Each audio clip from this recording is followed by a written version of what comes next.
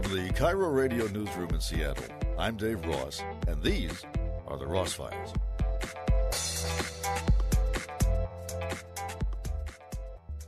Climate change, we've discussed it to death. But one of the things that is bubbling just beneath the surface is what role nuclear power should play in trying to keep carbon out of the atmosphere. There seems to be a divide among environmentalists on this. Michael Shellenberger has recently written about this, along with climate scientist James Hansen in the Wall Street Journal. And so, first of all, Michael, would you consider yourself an environmentalist, a tree hugger, or what? Absolutely. Yeah, my entire life, ever since I was a child. Okay, which means, so just outline your politics for me. What does that mean exactly? Well, you're in favor of wind power, solar power? No, I'm not. You're not. I used to be. In fact, I was one of the main advocates for the $150 billion that the country invested in renewables between 2009 and 2015. But in the process of it, we just kept encountering all sorts of problems, mostly environmental problems involving destructions of wilderness, the deaths of, incredibly important threatened species, from desert tortoises to bald eagles. And the resistance to big wind and solar farms was coming from conservationists like me. So I started to change my mind over a period of years, in particular after some people pointed out that we ought to take a second look at nuclear. And nuclear had always been scary to me. I always thought that it was like the bomb. And the more I learned about it, the more shocked I was that most of what I believed about nuclear was just untrue, and that it's actually always been the best source of electricity from an environmental point of view. Now, are you a nuclear scientist? Do you have any expertise in that area? I'm not. No, I mean, I'm an ordinary person. My degrees are in social sciences, but it's not, you don't need to be an engineer or a scientist to be able to read a World Health Organization report, which says that 7 million people die every year from air pollution, whereas a total of 200 people will be dead from nuclear energy by 2030. You don't need to have a degree in physics to understand the fact that the energy density of nuclear is why it doesn't take very much land and why it doesn't have the negative impacts that renewables have on wildlife. So your turnaround is based on your reading of the statistics? Yeah, certainly reading of the science, reading of, a lot. Reading, writing, giving talks, interviewing people. It was basically from 2005 to 2010 that I changed my mind about nuclear. Mm-hmm. And then I spent the last 9 years trying to understand all of the technologies in a more sophisticated way. You're sort of an apostate among environmentalists, though, aren't you? They do not like you. There are websites saying that you're in somebody's pocket. So respond to that. I'm not. I am financially independent. I always have been. We do not accept support from any energy interests. In fact, it's quite the opposite. We've documented that all of the big environmental groups, Sierra Club, NRDC, EDF, both take money in the tune of tens of millions of dollars a year and are invested in both natural gas and renewables. So, it's actually quite scandalous, and most people don't want to talk about it because we tend to think that renewables are good and natural because we have what we call a appeal to nature fallacy. We think that solar and wind are more natural or better for the environment because they run on solar and wind, and it's just a kind of mental mistake that people have. And the truth is, you couldn't get away with killing all the birds and bats that wind turbines kill from any other energy source. And the only reason that wind turbines can get away with it is because we think it's natural. And on solar power, you point out in your talks that after the solar panels have finished their useful life, they have to be discarded somewhere. Yeah, right now, the only waste from energy production that is contained is the waste from nuclear power plants.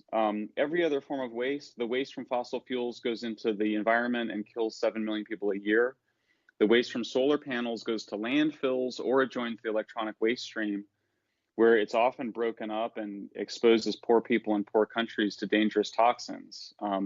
Solar panels contain heavy toxic metals, cadmium, chromium, and lead.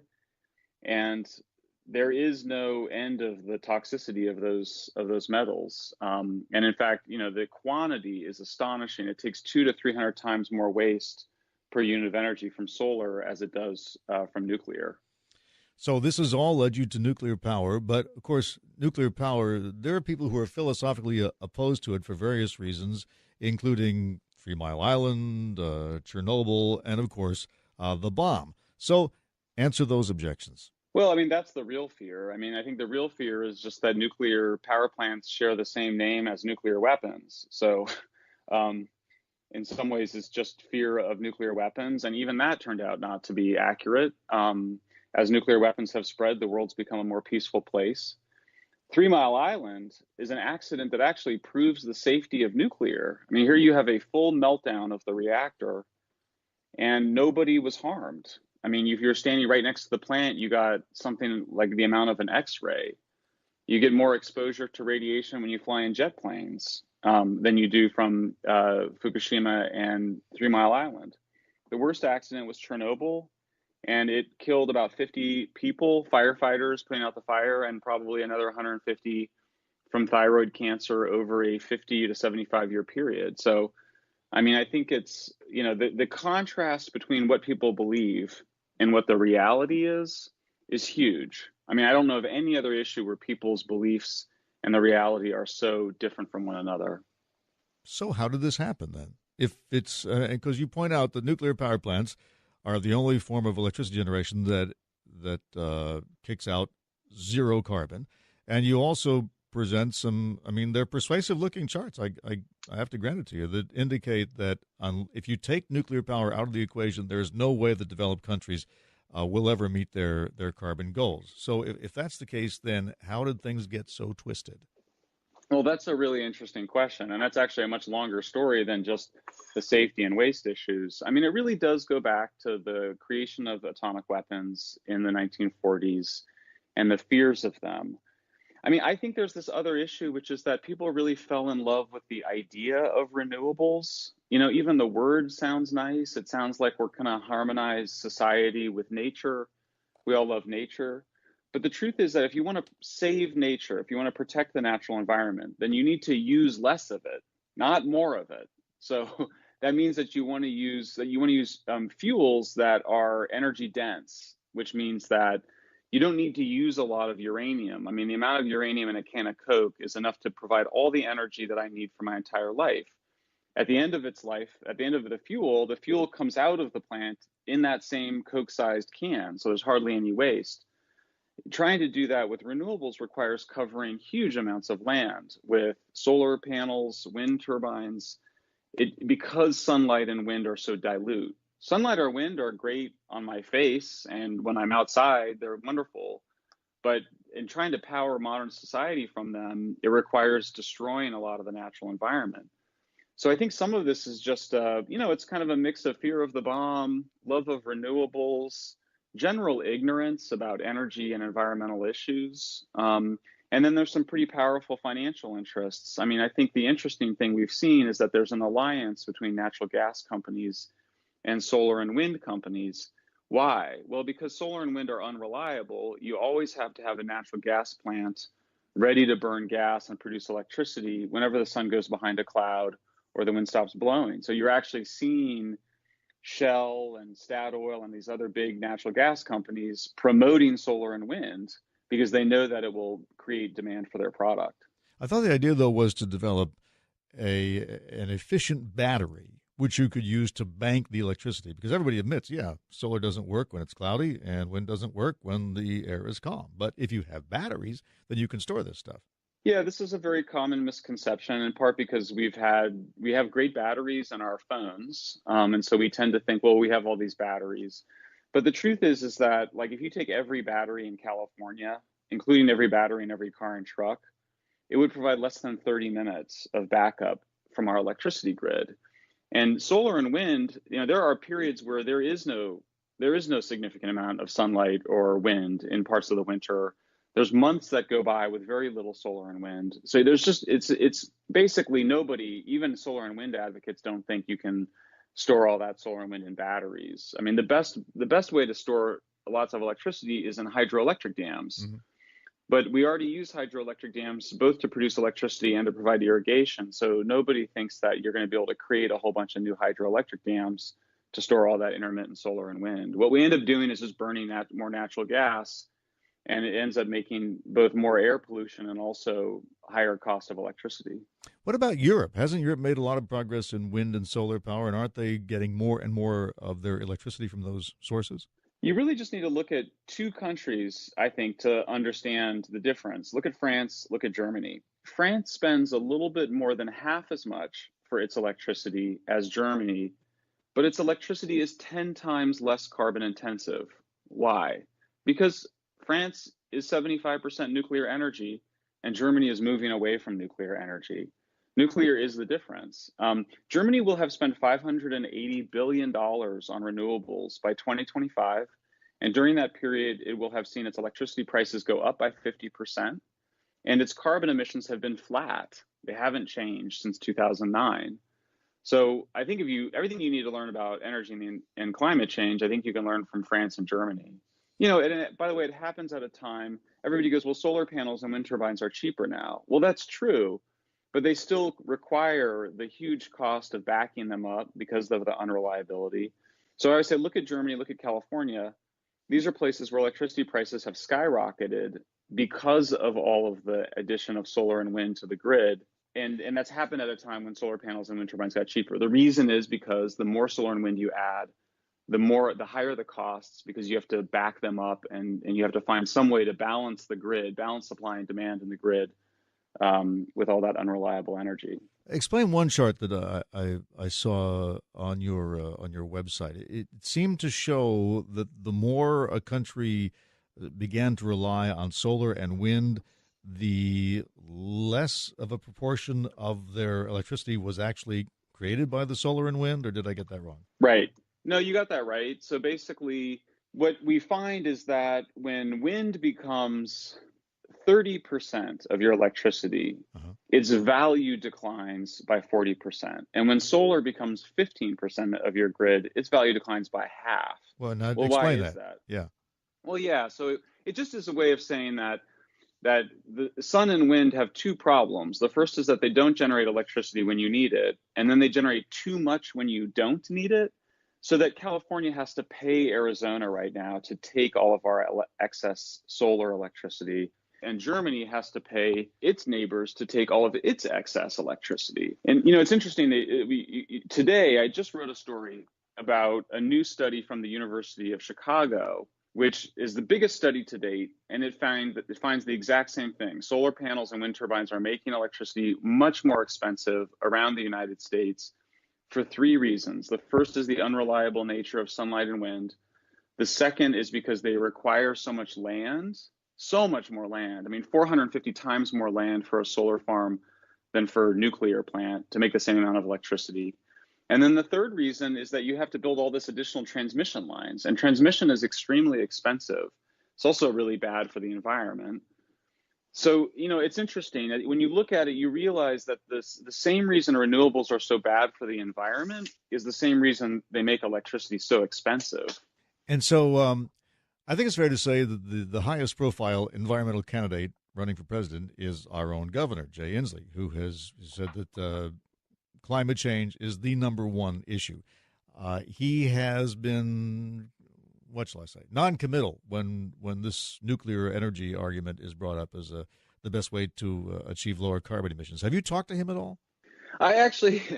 I've known Jay now for 15 years. We actually met in 2003, so it's even been longer than that. I like Jay. I think that if you push him on it, he would say that he's open to nuclear. I think it's hard for a lot of baby boomers. It's just, I think if you grew up during the 60s and even the 70s, even me, I grew up in the 80s, and there was just so much fear of nuclear. And I think it really had an impact on our unconscious. Just setting aside the rational parts of our brain, we know that a lot of our behavior and beliefs are driven by the unconscious. And I think that if you grew up in the 60s or 70s, you had to duck and cover and practice nuclear war. It was terrifying. So I think a lot of people, honestly, I think a lot of us just suffered a kind of post-traumatic stress disorder from all of the fear of nuclear. And it's very hard to get over that. And then I think the second issue is I think that if you're an environmentalist and you love nature, you just kind of think that solar and wind would be better because it's sunlight and wind. And it's hard to get your head around the fact that actually they end up having huge environmental impacts. And it's one of the things we know about how our minds work is that the more time we've spent advocating for something, the less likely we are to admit that we were wrong. I mean, that's been the hardest thing for me, and I think for everybody, is just to kind of admit, hey, I was wrong about this. It's embarrassing. Nobody wants to admit they were wrong. I think Jay's a good guy. I think he would be a great service to everybody if he would come out much more strongly for nuclear. So you have founded a group called Environmental Progress, which embraces nuclear power as a way to combat climate change. Do you have any other environmental groups on your side? I mean, you used to be with the Sierra Club, right?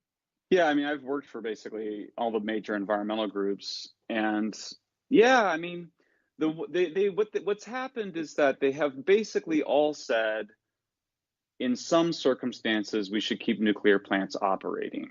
In Illinois, New York, they all kind of signed off on a deal that both gave a little bit of support for nuclear to keep plants running and also put a lot more money into renewables. Union of Concerned Scientists, which is one of the main anti-nuclear groups from the 70s, just came out and said we should keep existing plants running. Really? So it's, yeah, and they always have a lot of caveats and conditions on their support. But it's baby steps. I think when you understand how difficult it is to change your mind on nuclear, it makes sense that people are moving pretty slow. I mean, I think the big difference is millennials. They grew up in fear of climate change, not nuclear, and they have just been much more supportive of nuclear. In fact, most of the millennials I talk to, they really don't understand why people are so afraid of nuclear. They don't understand why their own parents are so afraid of it or so against it. Are there any new nuclear plants under construction in the U.S.? There are. There's a plant that's under construction in Georgia.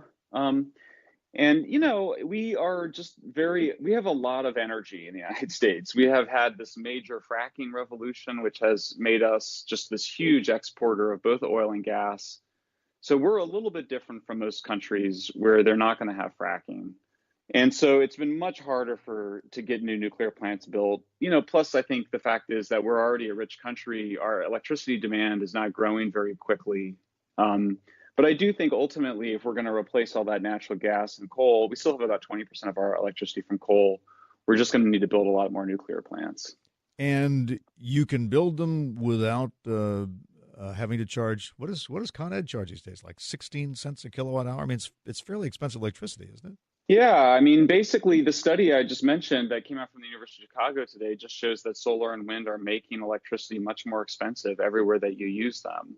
Now, hydroelectricity has traditionally been very cheap. I mean, and nuclear plants, similarly, they're like similar to hydroelectric dams in the sense that once you build them, the cost of operations and maintenance are pretty low, a little bit higher for nuclear than for hydroelectric dams, but they can last for about as long, 60, 80, 100 years. So it's really a long-term investment, and I think that's how you have to look at it. It's something that we're doing in the same way we build bridges and highways and canals. We build hydroelectric dams and nuclear plants. Those are the two main ways that we're going to have to reduce carbon emissions. Right, but is there any, I mean, you say there's a few being considered, but to actually have an impact, how many new nuclear plants would you have to build in the U.S.?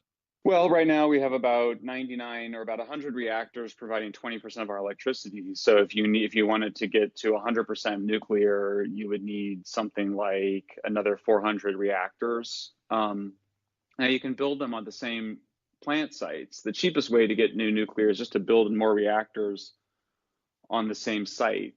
And so that's what we would end up doing. It would take decades, but that's the time scale of climate change that we're dealing with. And what we find is that, every study shows that when you compare apples to apples, nuclear is the fastest way to decarbonize electricity supplies. And it's the only way to completely decarbonize them. I mean, the only two countries that have basically gotten to almost zero fossil fuels in the electricity mix are Sweden and France, and they did so primarily with nuclear, but also with hydro.